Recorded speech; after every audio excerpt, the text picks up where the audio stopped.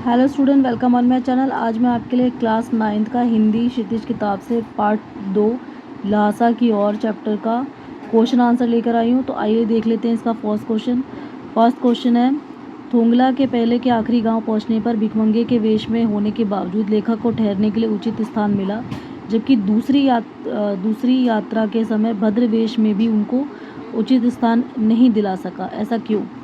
तो थोंगला के पहले के आखिरी गांव पहुंचने पर भिखमंगे के वेश में होने के बावजूद भी लेखक को ठहरने के लिए उचित स्थान मिला, क्योंकि उनके साथ मंगोल भिक्षु सुमती था, जिनकी वहाँ अच्छी जान पहचान थी और श्रद्धा भाव के कारण लोगों ने उनके ठहरने का उचित प्रबंध किया था। किंतु 5 साल के बाद वे भद्र यात्री के वेश में घोड़ों पर सवार होकर उसी रास्ते से जब आए तो लोगों ने किसी अनिष्ट के होने की आशंका से उन्हें ठहरने के लिए स्थान नहीं दिया था।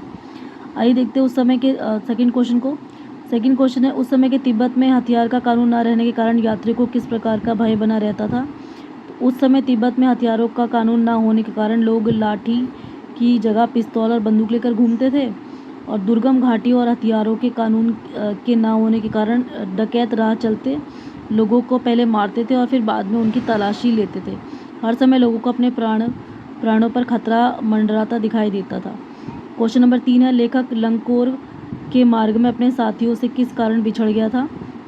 लेखक लंगकोर के मार्ग में 2 कारणों से अपने साथियों से पिछड़ गया था। एक तो यह है कि जिस घोड़े पर वो सवार था वो बहुत धीरे चल रहा था। लेखक ने समझा कि थकावट के कारण वो धीमे चल रहा है, जिस कारण उन्होंने उसको मारना उचित नहीं समझा और वो बहुत पीछे रह गया। दूसरा कारण ये था कि एक जगह पर 2 रास्ते निकल रहे थे। लेखक एक रास्ते पर चलता है और काफ़ी दूर तक जाने पर उसे पता चलता है कि उसे तो दूसरे रास्ते पे जाना था। वह वहाँ से वापस आकर दूसरे रास्ते को अपनाता है और बहुत देर के बाद अपने साथियों के पास पहुँचता है। क्वेश्चन नंबर 4 है, लेखक ने शेखर विहार में सुमती को उनके यजमानों के पास जाने से रोका, परंतु दूसरी बार रोकने का प्रयास क्यों नहीं किया? लेखक ने शेखर विहार में सुमती को उनके यजमानों के पास जाने से इसलिए रोका क्योंकि वो अकेला रह जाता, परंतु दूसरी बार जाने से रोकने का प्रयास उन्होंने नहीं किया क्योंकि जिस मंदिर में वो बैठे थे वहाँ पे बुद्ध वचन अनुवाद की हस्तलिखित 103 पोथियाँ थी और लेखक अध्ययन करके उनके विषय में जानना चाहता था, इसलिए उन्होंने उसे जाने से नहीं रोका। अगला क्वेश्चन नंबर 5 है कि अपनी यात्रा के दौरान लेखक को किन कठिनाइयों का सामना करना पड़ा था? अपनी तिब्बती यात्रा के दौरान लेखक को अनेक कठिनाइयों का सामना करना पड़ा। इस समय भारतीयों को तिब्बत यात्रा की अनुमति नहीं थी, इसलिए लेखक को भिखारी का छद्म वेश धारण करना पड़ा था और ल्हासा की ओर जाने वाले दुर्लभ रास्तों पर चलना पड़ा था। ऊंची और खतरनाक जगहों को पार भी करना पड़ा था। लेखक तिब्बत की जो कड़ी धूप और बर्फ़ की ठंड का सामना भी किया था और पीठ पर अपना सामान भी ढोना पड़ा था। चलते हैं नेक्स्ट क्वेश्चन की तरफ। नेक्स्ट क्वेश्चन है क्वेश्चन नंबर 6, प्रस्तुत यात्रा वृत्तांत के आधार पर बताइए कि उस समय का तिब्बती समाज कैसा था?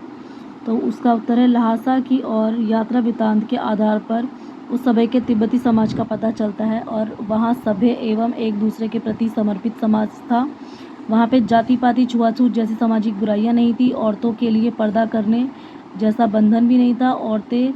औरतों तक में विश्वास और आतिथ्य प्रेम का भाव था, यानी कि औरतें भी अतिथि को बड़ा प्रेम भाव दिखाती थी। सर्वथा अपरिचित व्यक्ति को, यानी कि जो व्यक्ति उनके लिए बिल्कुल अनजान है, उसको भी वो लोग खाने पीने की वस्तुएं बनाकर दी जाती थी। कानून व्यवस्था न होने के कारण लोग खुले आम हथियार लेके घूमते थे और किसी का खून करने तक में नहीं हिचकते थे। समाज में अंधविश्वास व्याप्त था, इसलिए लोग भिक्षुओं को उनके द्वारा बनाए गए गंडों को पाना चाहते थे। जागीरदारी की प्रथा थी। जागीरदारी स्वयं खेती करते थे और रोजगार न होने के कारण मजदूर भी सस्ते मिल जाते थे और समाज में आपस में मेल की भावना थी। नेक्स्ट आता है क्वेश्चन नंबर 7, अब मैं पुस्तकों के भीतर था, नीचे दिए गए विकल्पों में से कौन सा इस वाक्य का अर्थ बतलाता है? लेखक पुस्तकें पढ़ने में रम गया था। लेखक के चारों ओर पुस्तकी थी। लेखक पुस्तकों की शेल्फ के भीतर चला गया, या फिर पुस्तक में लेखक का परिचय और चित्र छप गया था। इसका आंसर आएगा, लेखक पुस्तकों को पढ़ने में रम गया था। तो आशा है ये वीडियो जो है वो 9th क्लास के बच्चों को उसका होमवर्क करने में और उसके पेपर की तैयारी करने में, क्वेश्चन आंसर को याद करने में बहुत मददगार साबित होगा। तो मेरे वीडियो को लाइक कर दीजिए, शेयर कर दीजिए, कमेंट कर दीजिए और मेरे चैनल को सब्सक्राइब कर लीजिए। तब तक के लिए थैंक यू। मिलते हैं नेक्स्ट वीडियो में। Bye bye.